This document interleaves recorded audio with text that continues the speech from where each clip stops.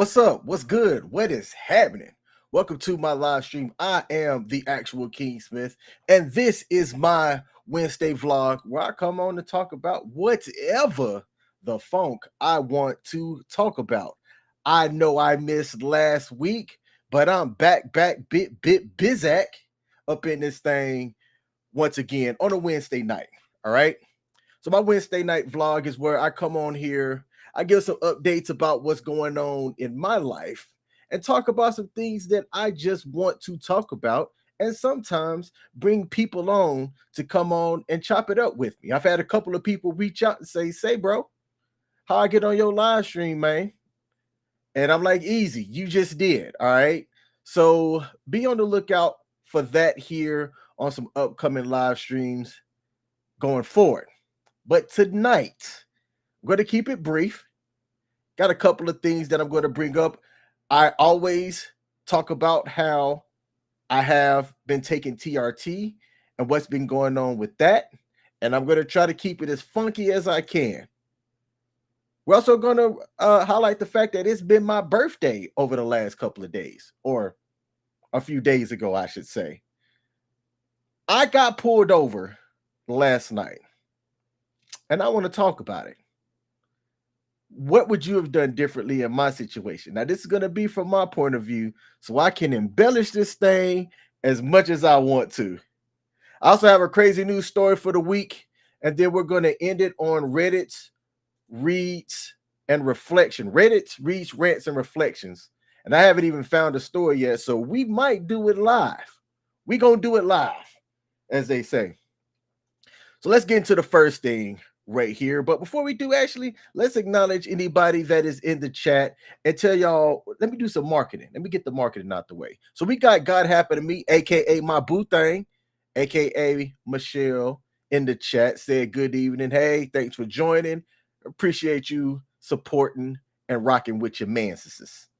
I'm streaming on a lot of different platforms. Kick, YouTube, Meta, and Twitch. It says I'm streaming on X, but they didn't change some things, so I have to actually update my banner. And I might be streaming on one other platform. No, I am not. So if there's a like button on the platform, do me a favor. Mash that like button out. That helps me on the algorithm. That's the algorithm over here. Oh, and I'm streaming on LinkedIn.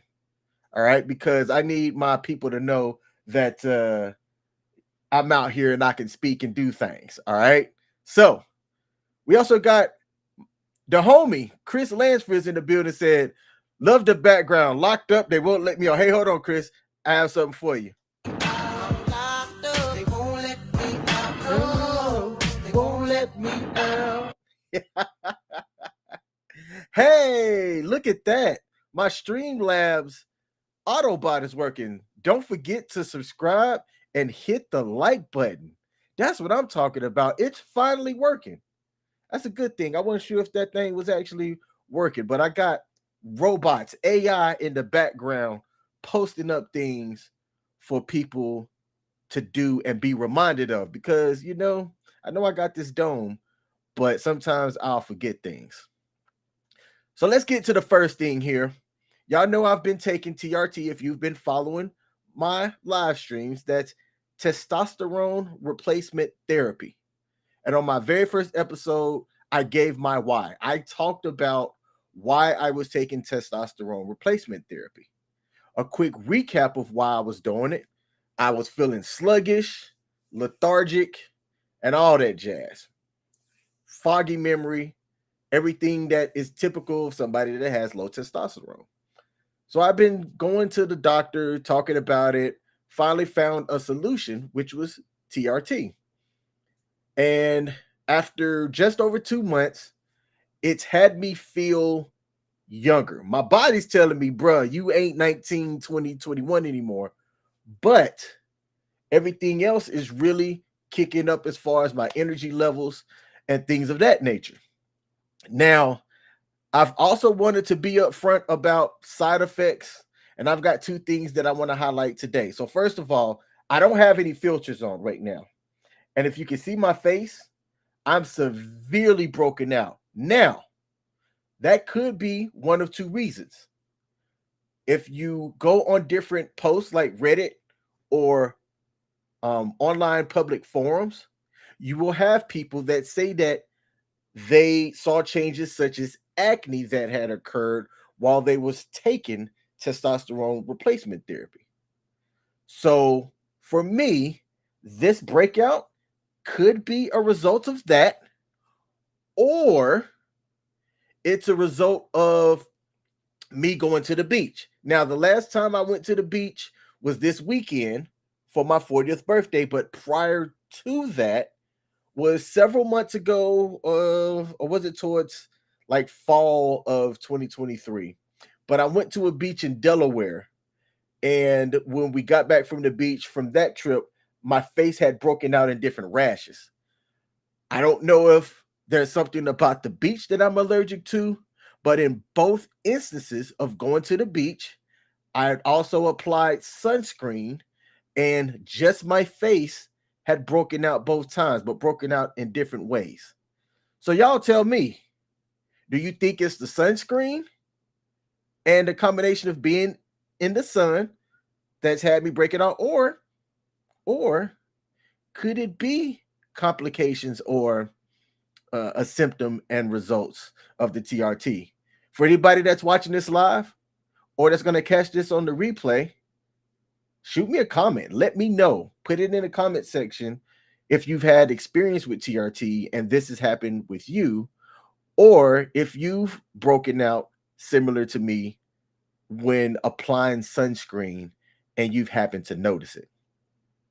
So that's one update or one symptom that has happened. And the other one is I've gotten swollen feet. My feet got real swollen for this was within the last week, and it's gone down, but my feet did swell up. When I looked at online forums on Reddit, other people had reported about having swollen feet as well. And all people said to do was drink water, and eventually it will die down. And it has died down for me. Not back to normal, but I've been increasing my water intake and trying to see and document when that stuff is going back down to normal. So, besides those two things, everything else has been fantastic. I can't think of anything that I should highlight that has occurred that TRT could be a factor of. Okay. So those are my two updates for week 9 on TRT. Now, before I go to the next subject, we do have a comment here. Chris said, if this is week 9 of TRT and no other breakouts except for the beach, then it sounds like it could be the sunscreen. And that's what I'm leaning towards, man. That's what I'm leaning towards, because in both instances where I went to the beach, I did break out. And to be specific, because somebody asked me this when I was talking about this in person, I used the spray. So I didn't use any cream suntan. All right. It was a spray in both instances. So that's what I'm thinking as well. And Michelle said that the Rehoboth beach trip was April of 2023. Man, it felt like yesterday. Time has been flying. So that was over a year ago. Thanks for that clarification. All right. Next thing. It's my birthday. It's my birthday. And I wish I would have had the sound effect to go along with that. But I want to play something real quick, and we're going to come back and talk about it. Day to you. Happy birthday to you. Happy birthday, dear King. Happy birthday to you. So, as y'all saw in that video, it was my birthday recently. It was this past Saturday, August the 4th, the same month and day as former President Barack Obama. And the reason why I bring that up is for the last, I don't know, since 2013, I've tried to give him a shout out on social media on my birthday to see if he'd also shout me out as well. I doubt it'll ever happen, but one of these days, you never know. Well, as I alluded to earlier, I did go to the beach for my birthday. It was my lady, God happened to me, Michelle Early, my daughter, Castle. I always say our daughter, all right, and her friend Mallory. And the beach was exactly what it needed to be. Now, it was stupid hot. It was stupid hot. But there was a couple of things that happened that I want to highlight, and then we'll get to the next segment here.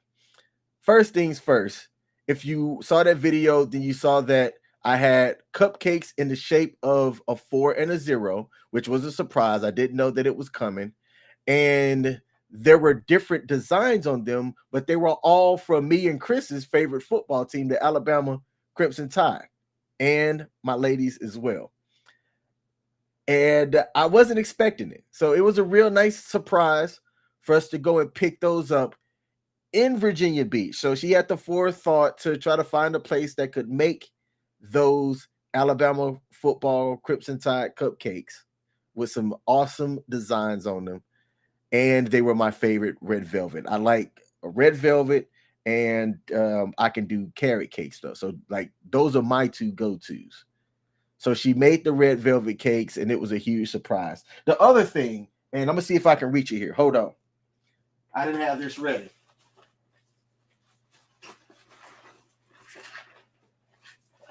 I'll have to get it later. But the other thing was a gag gift. All right.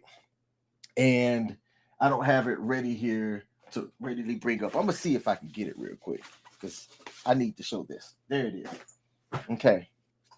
So this was something else that she did, and I thought it was fantastic. So I'm gonna see if this can be captured. But this is a scented car hanger scent or car scent that you can hang up, and it's a photo that she took, and she got this to me as a gag gift. And the smell, this fragrance, I believe, is black ice. Now, I'm in my car often when I'm not working, so to have this being hung up in the car, smelling as good as it is hilarious. I laughed crazy hard when she gave me that, because I told her I don't want anything. I'm not somebody that's used to receiving gifts. Receiving gifts is not my love language. I don't really care about gifts, right? But the fact that she does the acts of service by doing this stuff, it's something that she said that she wants to shower me with stuff, and I don't know how to receive that sometimes because I haven't had it occur to me in my life very often, and I'm used to it. And I don't say that to, have anybody go, woe is me, or things like that. I'm stating my story, right? I don't really care about gifts like that. But I definitely do appreciate what she did, and I'm grateful for it. We got a couple of other people in the building. Shout out to Mr. Joe Loban in the building. Said, you're in a jail cell. How fitting. Well, we're going to get to that. I think that's the next segment here, because I'd like to know what y'all would have done. All right. We also got my man, Hink is in the building. Said, what's good, Brother King? Hey, Hink, man. I caught the last of your live stream. You always seem to be streaming on Wednesdays whenever I'm prepping for mine. So I tapped in for a bit.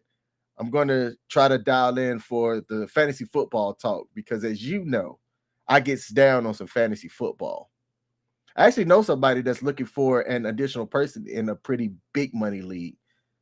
So I might shoot you a message, Hink, to see if you're interested in that.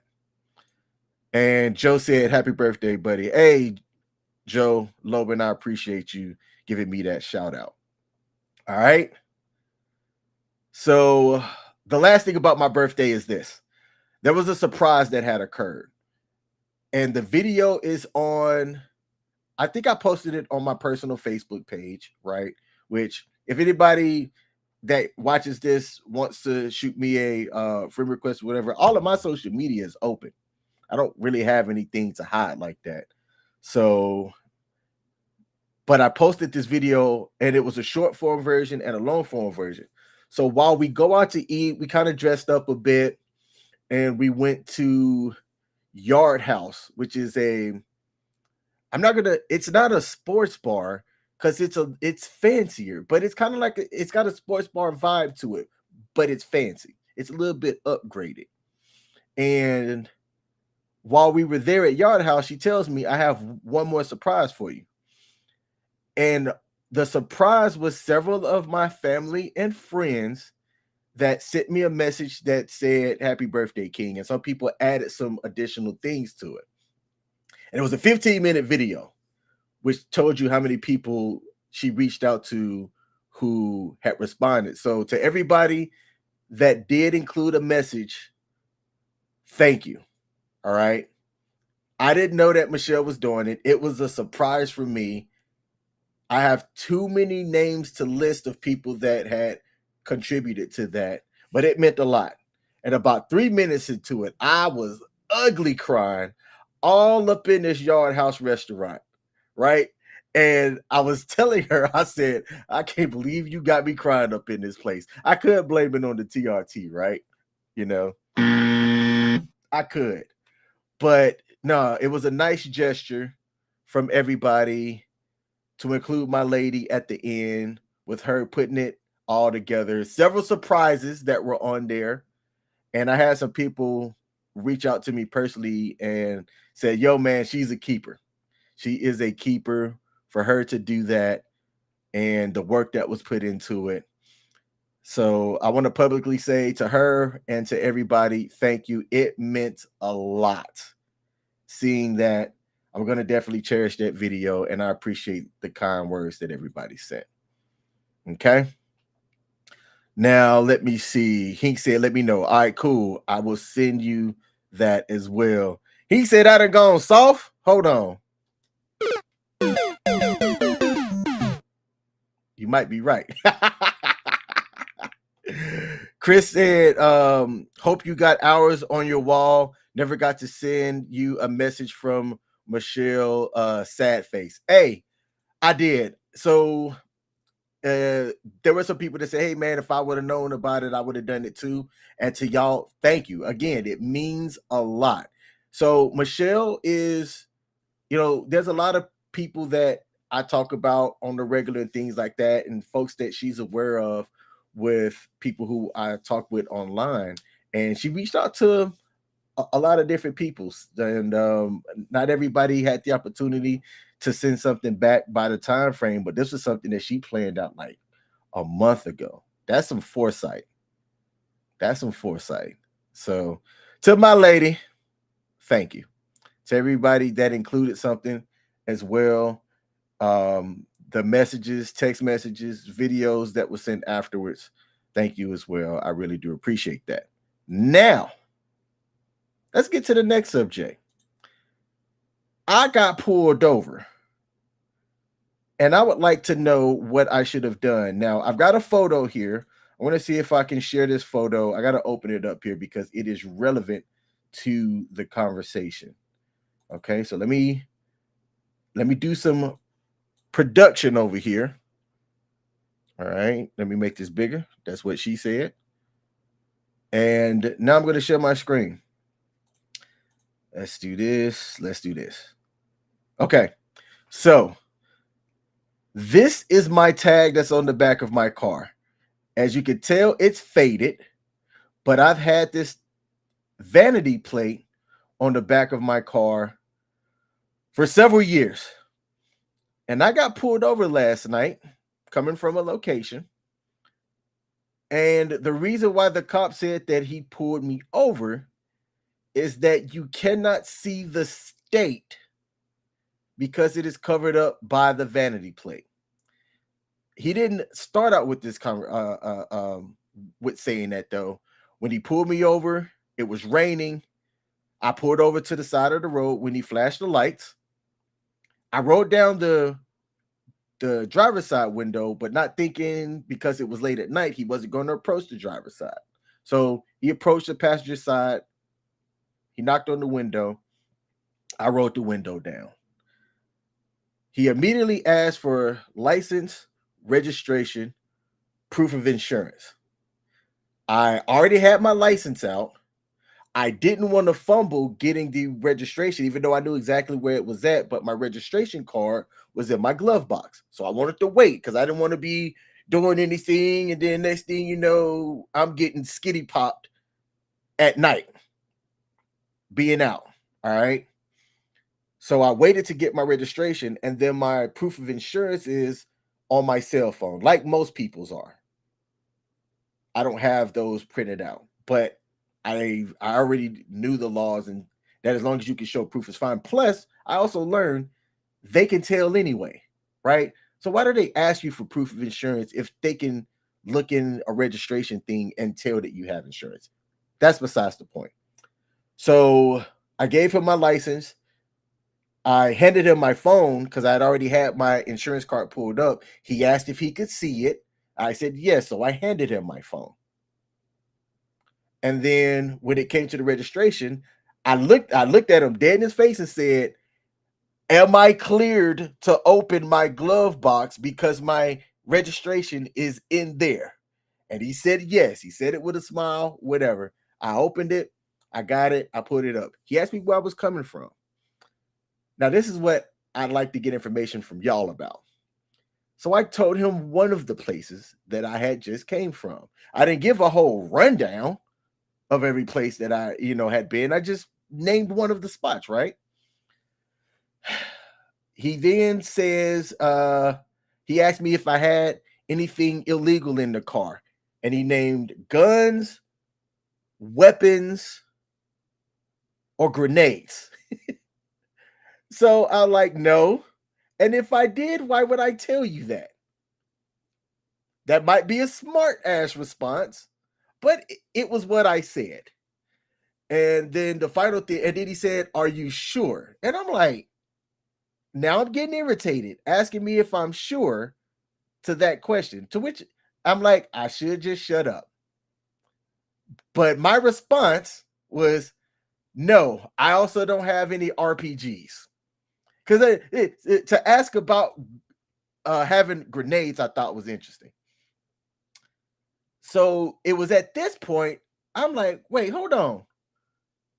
Officer, sir, why did you pull me over?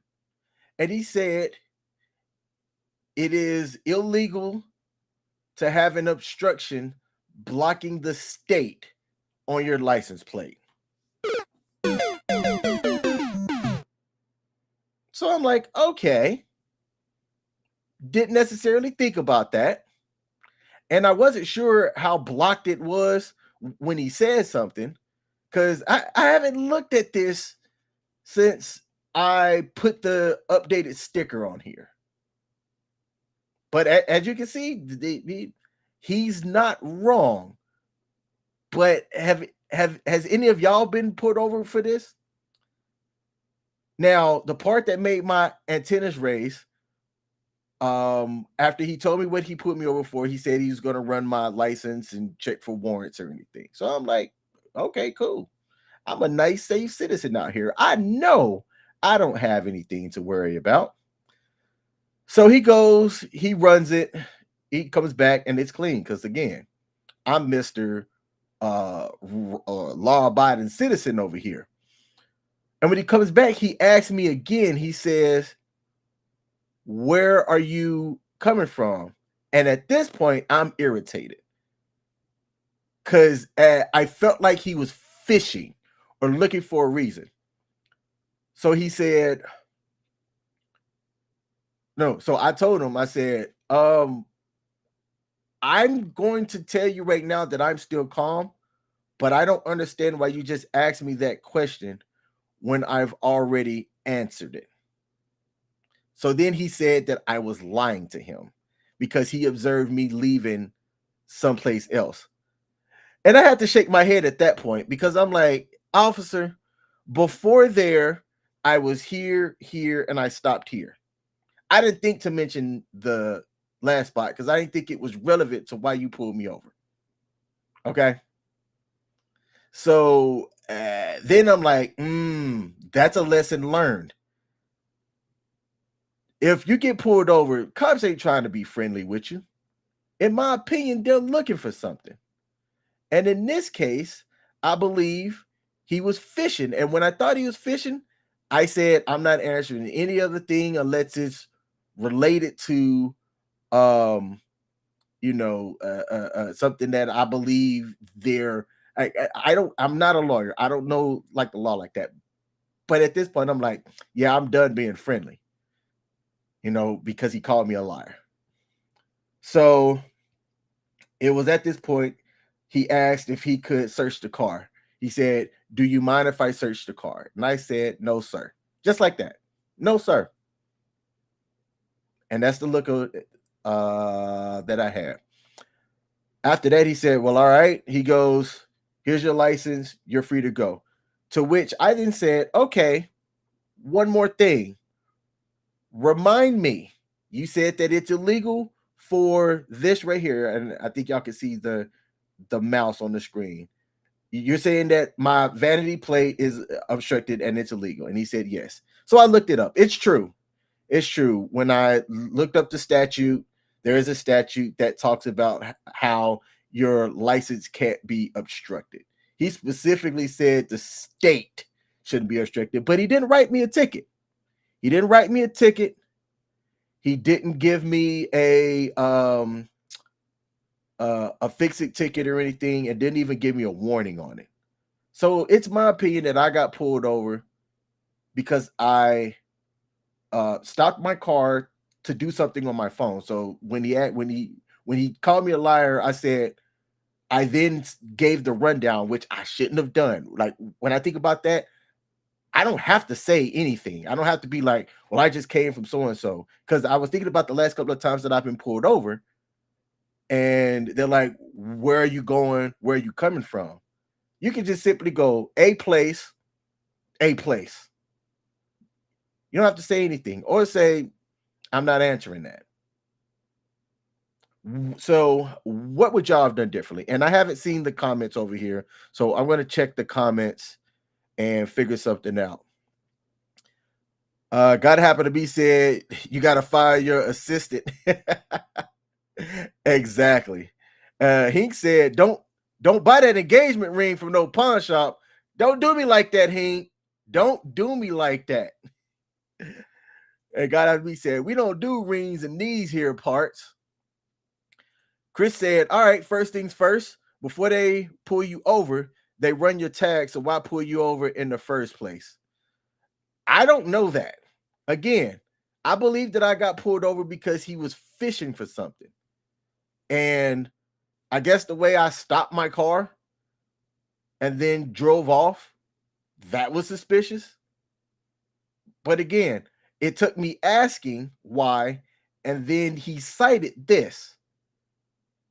He cited that my state was obstructed by my vanity plate, which I have to take off. So I'm gonna do that. Guy happened to me said, "I asked our SRO that question about the registration. He said while they can look it up, it's faster when we give it to them." Pete said, "Did you tell them about the tank that you had in the back seat or the F-16 aircraft that was flying above my head to protect me?" That's what I should have said. God said, happened to me, said, "Please mention the time of day and weather conditions." So it was at nighttime. It was late. It was around 10 p.m. at night, and it was raining. Some people said that they feel as though I got profiled. And in my opinion, I said in the rain and the time of night, it's my opinion that I didn't get pulled over and my skin color was a factor. That's my opinion. But other people said, "Nah, King, that was definitely a DWB, driving while black." I don't necessarily believe that because I'm like, I don't think that you can identify that. So somebody said, well, if they can see that your license plate is obstructed, then they can obviously tell your skin color in the car. And I'm like, I believe that they used that after I got pulled over, that they pulled me over, looked for something to talk about and justify being pulled over, and used that as the reason to get me talking. So my lesson that I learned was this. King, Michelle said, King, I didn't mention that part. Which part? I'm sorry, because I started talking. I know that time has passed. Yada yada. Are you sure he didn't pull you over because your beard was pretty bad? Dang, Pete. Goodness gracious. Yes, I'm sure. I know he's joking. So I'm going to give you a second to type in which part you were mentioning, because I know that there's a delay in the live stream. But while you do that, y'all let me know. Would y'all have said anything different? What should I have done differently?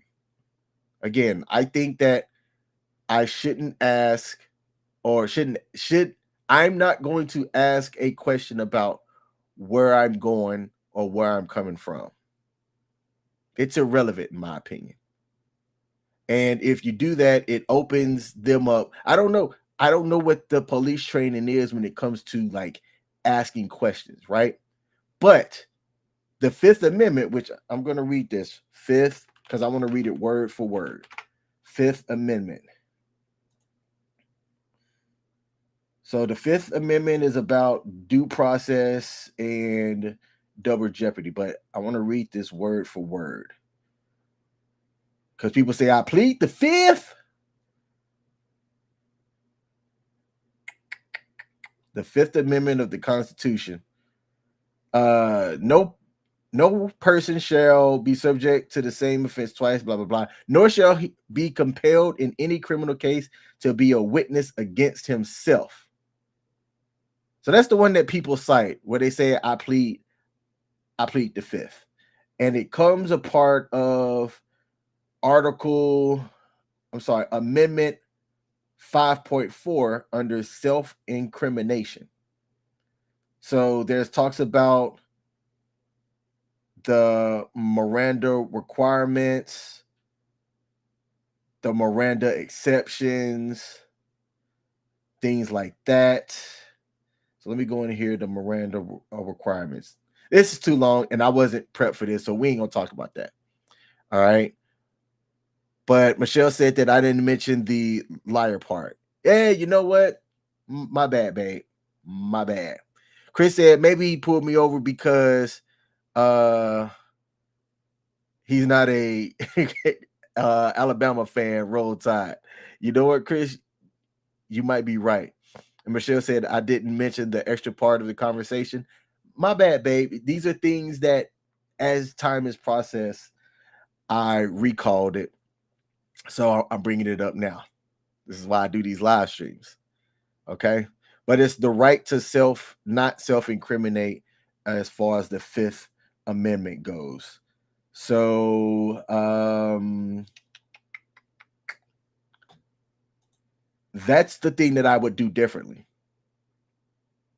Because when I think about every time that I pulled over, I've been asked, where am I going? Where am I coming from? And I don't know if they're using that to be friendly or not, but in one of the cases where I had gotten a ticket, again, the cop had every right to give me a ticket for why he pulled me over. But I'm thinking he's friendly. I'm answering the questions. Hey, officer, this is where I'm going, right? What else do you want to know so I can be a dummy and give you information? Still got a ticket that one time. So now, yeah, I have learned not to answer anything that's not pertaining to that can be self-incriminating. Like I said, I wasn't doing anything wrong, but just something about that rubbed me the wrong way. And in the future, I'm just going to say I'm not answering that question. and I've had interrogation training. The next likely thing that's going to come out is why, or well, if you don't have anything, then it shouldn't be an issue or anything like that. Wrong. I have civil liberties and they shall not be infringed upon. Matter of fact, I'm gonna say this publicly.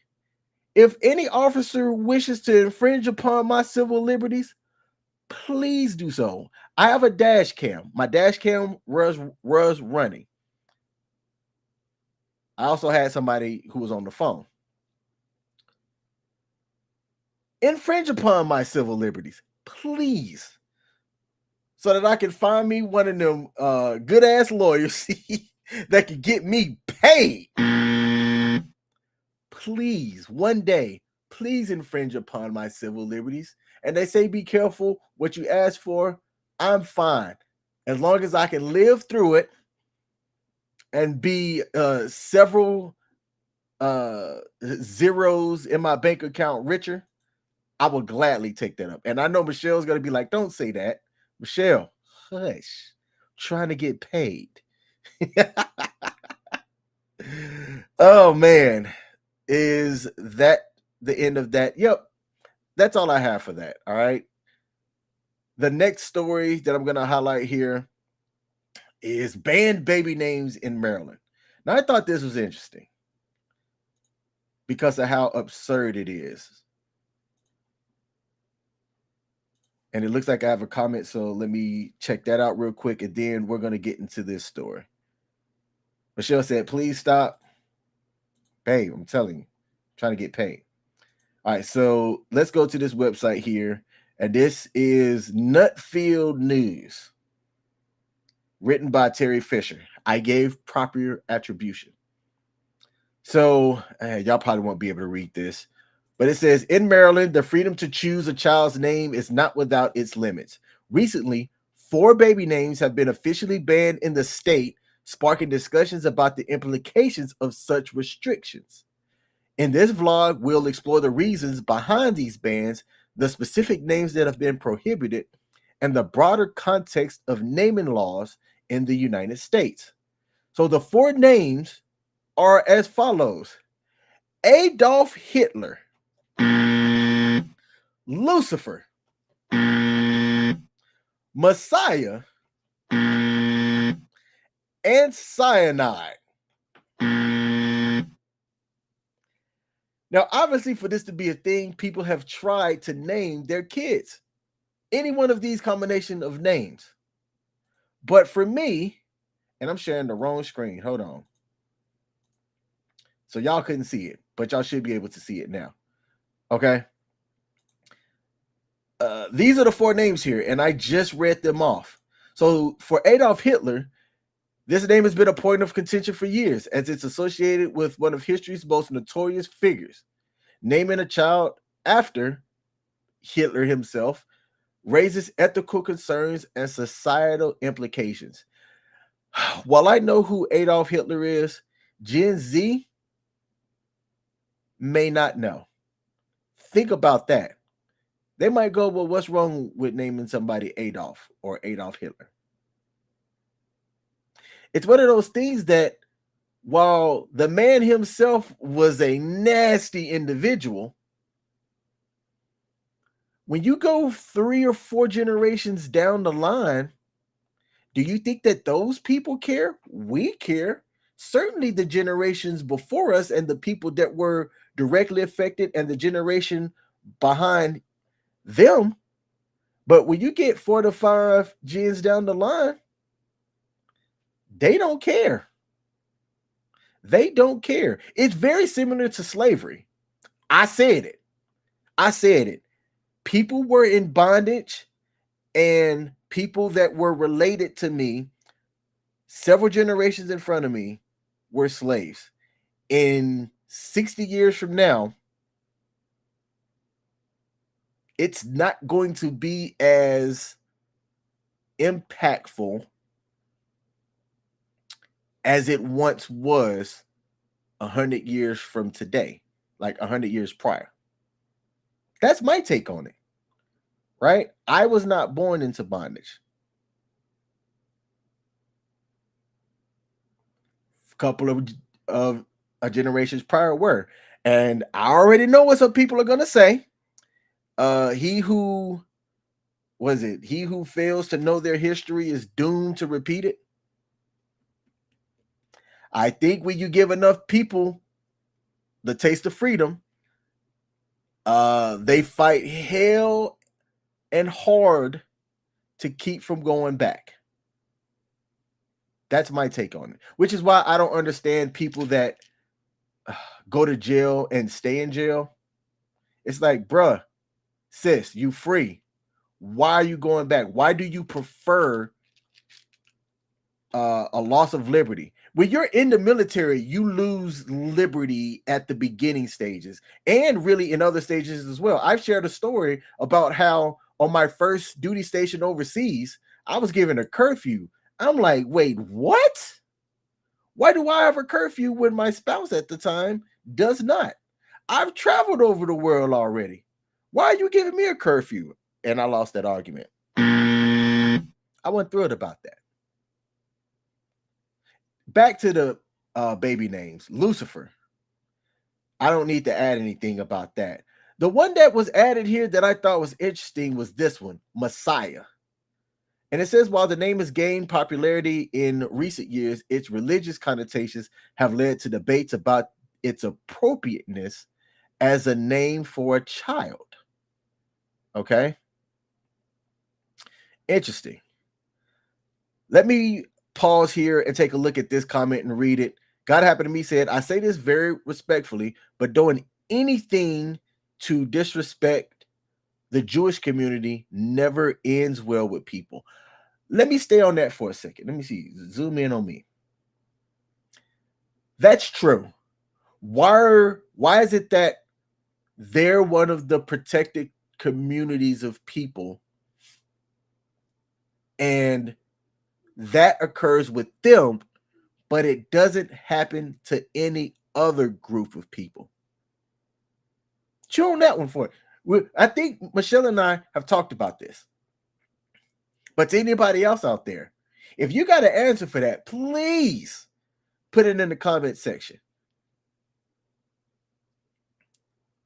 They're one of the ones that you say anything bad, and I almost didn't even want to say Jewish. There's a content creator, Coach Greg Adams.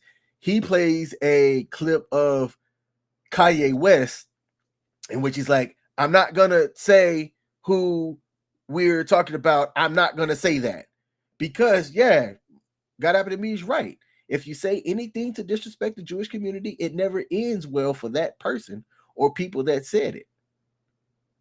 But it seems like they're the only ones that are that got that kind of protection.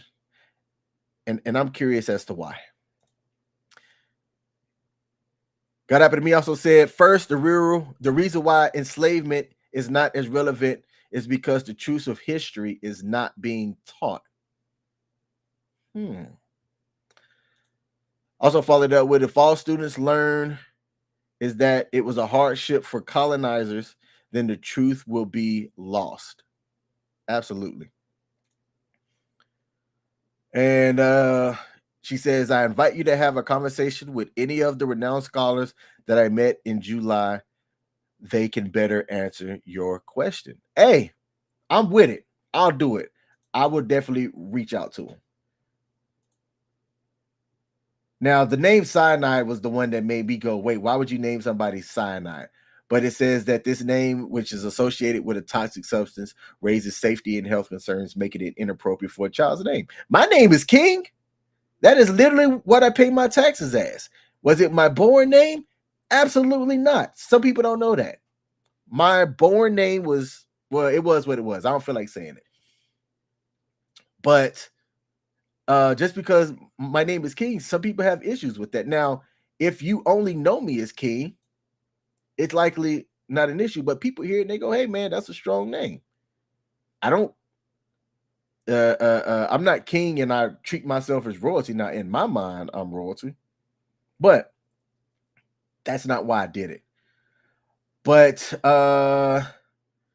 One of the rationales behind the name was that it revolves around the potential for future harm or embarrassment to the child. And it says in Maryland, as in other states, lawmakers and officials have recognized that names can significantly impact a child's life, influencing everything from social interactions to educational opportunities. And I want to highlight this right here. If you name your kid DeQuavius, Gloctavius, Monquavius, any of the Viuses, you have doomed your child. Absolutely cook that kid from the get-go. And I would recommend anybody that's name is Gloctavius, Barquavius, Bontavius to rename themselves ASAP. ASAPidly. Because there's a way that people hear those names and a connotation that's just automatically attached to it. It is the way society looks at it is that you are an up to no good individual with a name like Bontavius, Gloctavius, DeQuavius. So if you're somebody that's prone to name your kids that, stop. And I'm speaking very coded here because there's only a certain class. I'm not going to say a certain group, a certain class of people that names their kids like that. And there's no historical context behind it either. I think it's just straight ghetto and it should stop. I said it. I said it.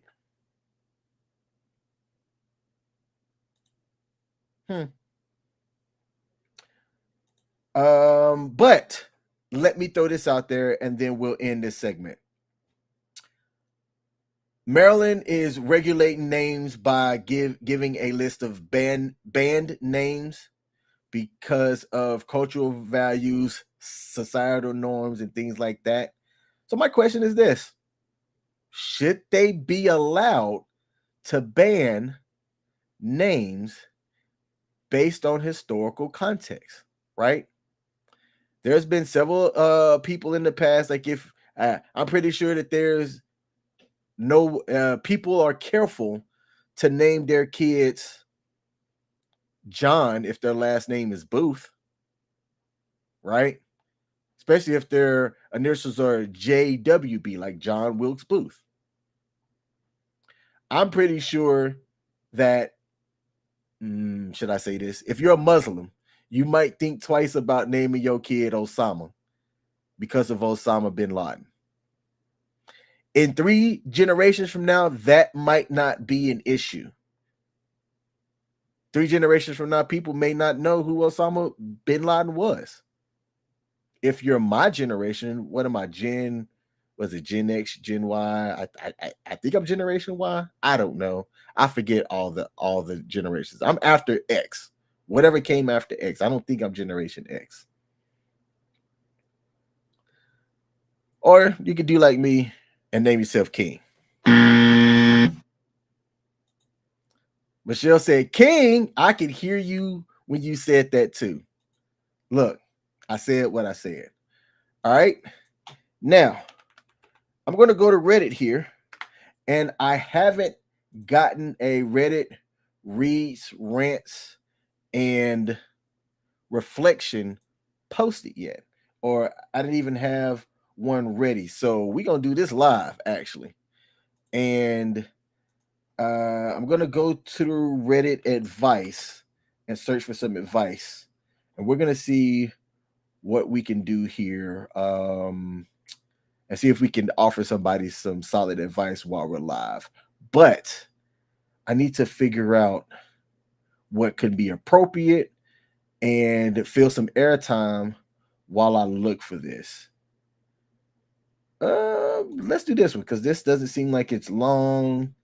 So, and this one could be relevant. So here we are. Reddit reads, rants, and reflection. And I'm going to share the tab here and we're going to get into it.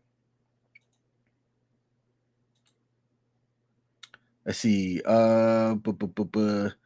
Michelle said, I am streaming on LinkedIn, so be careful. Thank you. You're right. I should be careful. And I am. I am. All right. So on the Reddit advice, somebody asked the following. My 31-year-old boyfriend wants my house to be in his name. So she's 26. Her boyfriend is 34. So she says this up with, "Hi, I need some financial and relationship advice on this. I bought my house and I needed to do a credit. This credit only corresponds to 30% of the value of the house. I paid the taxes and insurance all by myself, and my 31-year-old boyfriend is paying me half of the monthly installment plus house expenses.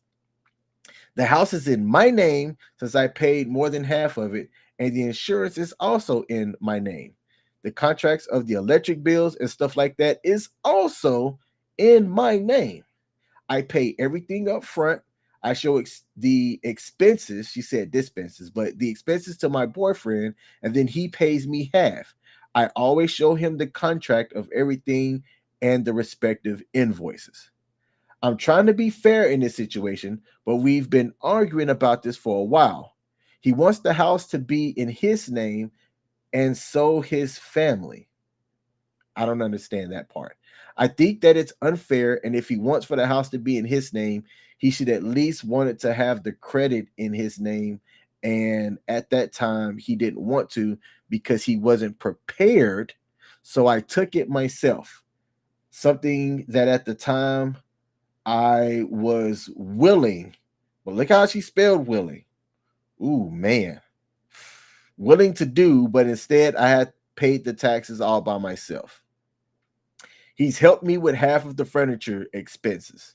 This could be somebody from a different country. I have to remember that Reddit is worldwide because dispenses doesn't make sense to me, but maybe dispenses is a word that's said used in a different country. I don't know. Anyway, he's asked some help from his family, but they refuse to help since the house is in my name. He doesn't have much money, and I make more than him. So I also think that I can only expect as much from him. He wants the house to be in his name in 2 years and says that if he's helping me pay the house, which is partially true, but either way, I don't expect him to live here with me for free. Also, consider that the rent around our area for a room is double than what he is paying for a house.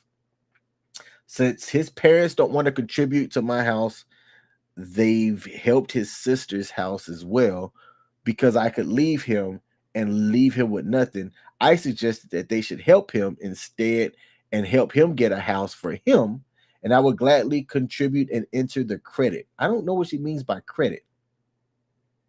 Anyway, both my in-laws and my boyfriend don't seem to like that suggestion and refuse to talk any further.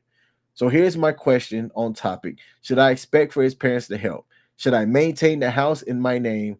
I really don't want it to be in his name. I don't know. If he wants to buy a house in his name, then maybe he should pay for it since the value that he's paying is way less than 50%. Or am I being greedy? Okay. Let me get my thoughts together on this one. First of all, let's start here. It's always difficult in gender dynamics when the lady is making more than the man. It takes a special relationship for that to work. If I was that man, I would shut up completely, make the relationship work, and then as things are going along, if that man feels like he needs to have more equity building in his life, then he should figure out how to make that happen. This is kind of tough because she should protect herself. She didn't mention anything about the relationship and how tight they are. Some people are okay with living life together, not having that extra title right above what is considered boyfriend and girlfriend. there's legal protections that you can get with being husband and wife, but it can also screw you in the end if it doesn't work out. Now, this lady feels as though I'm doing more for this, and I know that he's asking me, but I don't want to because he's not contributing as much as I am. My advice is this: it should be a you should let it be known why you don't want to do it. Okay. And you should stick to that. And if that man has an issue with that, then maybe y'all's relationship has run its course. I don't think I finished my thought earlier, but I was saying it's always difficult when the lady makes more than the guy because the man feels some type of way. I think most men, not all, but most men will feel a little bit less than, like I'm not doing enough. I wouldn't care if my lady made twice as much or more than I did. I personally wouldn't care about that. As long as there's no disrespect that occurs in that relationship. Now, if this lady is being disrespectful to him, he might feel that and may not know how to convey that. Saying, hey, look, I know that you make more than me, but I'm gonna need for this disrespect to stop. That's the hard part. I think when guys are typically the providers and the breadwinners, in most societies, like it's expected. And men, unless you're an abuser, don't use I make more money than you as something to be disrespectful towards women. That's how I look at it. That's how I look at it. But it's when the opposite is true, sometimes that can be dicey. So to this lady who asked this question, I don't think you're being greedy. It seems as though you've had the conversation and your boyfriend doesn't like what's going on because he's not building any equity and he wants some type of assurance or protection. You should ask him what assurances that you can get from it.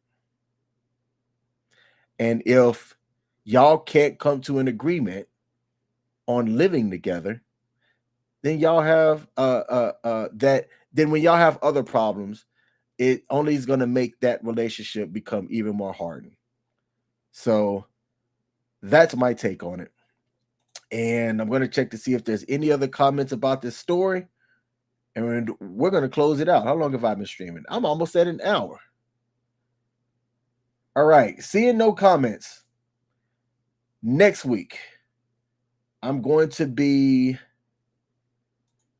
think I'm going to be live next week. Next week, I'm supposed to have a book review on this book called Protect Your Peace by Trent Shelton. And if you look, the original date I was supposed to do this was July the 4th. It ain't happening. So I haven't finished the book yet. I'm not going to make any promises on when I'm going to finish it. So when I do finish it, I'm going to have the book review and come back in here and talk about it. To everybody that commented while I was on this live stream, thank you. To anybody that catches the live stream, don't forget to hit that like button. And I'll be back next week. What's next week? The 14th. I'll be back next week live on the King and Me show. I'm sorry. On the actual King Smith. Thanks for tuning in. Peace.